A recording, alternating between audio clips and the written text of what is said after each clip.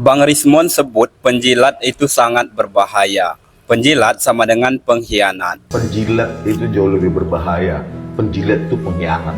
Tapi critical thinkers itulah yang membawa kita menjadi negara emas 2045 nanti. Jadi kalian-kalian yang punya keilmuan apapun bidangnya, jangan pernah mau ditakut-takuti, delik-delik, ancaman-ancaman. Indonesia ini milik bersama. Republik ini dibangun dengan darah dari nenek moyang kita bersama, bukan kaum elit, bukan politburo. Makanya jangan dengarkan orang-orang yang mengancam kalian. Lanjutkan cintai Republik ini dengan pemikiran kritis. Jangan pernah mau jadi penjilat, apalagi cuma ingin jadi. Ya, saya rasa tepat sekali ya guys. Apalagi di dalam negara demokrasi, berpikir kritis itu sangat penting ya guys. Untuk kita mengontrol siapa yang memimpin kita, jangan sampai kebablasan. Begitu guys.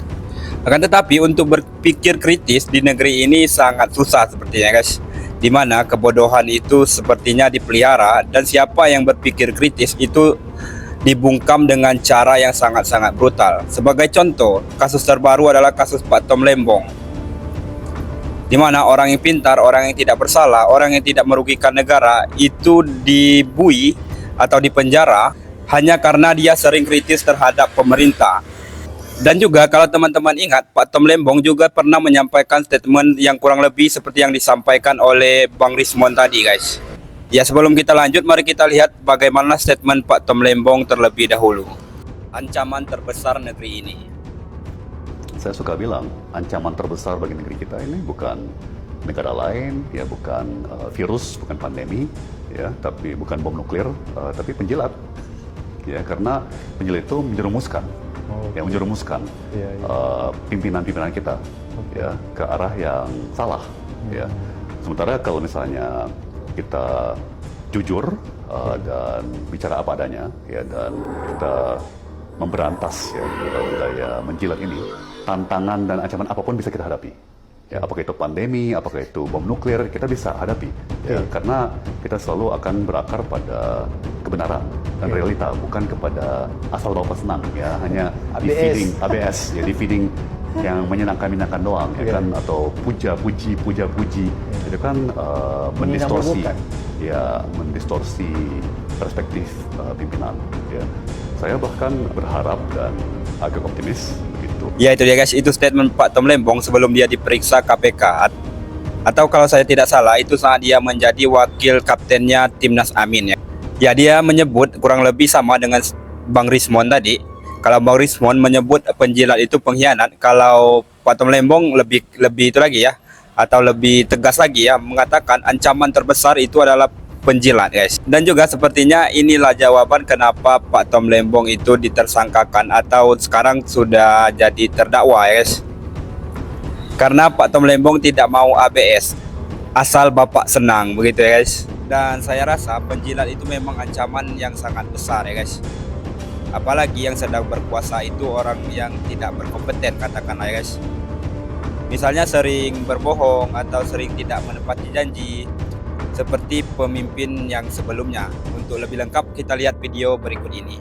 Selama menjabat itu Pak Jokowi itu menurut saya terlalu banyak membuat kontroversi. Banyak janji yang tidak ditepati dan itu lumrah saja dalam sebuah politik dilakukan oleh politisi. Tapi saya setuju itu. Tetapi apa yang dilakukan Pak Jokowi tidak hanya mengingkari janji. Dia beberapa kali melakukan kebohongan dan mengingkari janji itu menurut saya agak berbeda. Kebohongan itu berkaitan langsung dengan moral, dengan akhlak. Bagaimana dia kasus SMK, bagaimana ketika dia menyebut sudah ratusan investor siap masuk ke IKN tapi nyatanya anjong. Bagaimana dia menyebut anaknya itu secara logika tidak bisa menjadi wapres karena aturan dan karena baru 2 tahun menjadi wali kota, tetapi faktanya berkebalikan. Dan itu menurut saya persoalan moral yang tidak bisa kita anggap remeh. Apalagi itu ditunjukkan oleh seorang pemimpin yang punya penganut atau loyalis luar biasa banyak.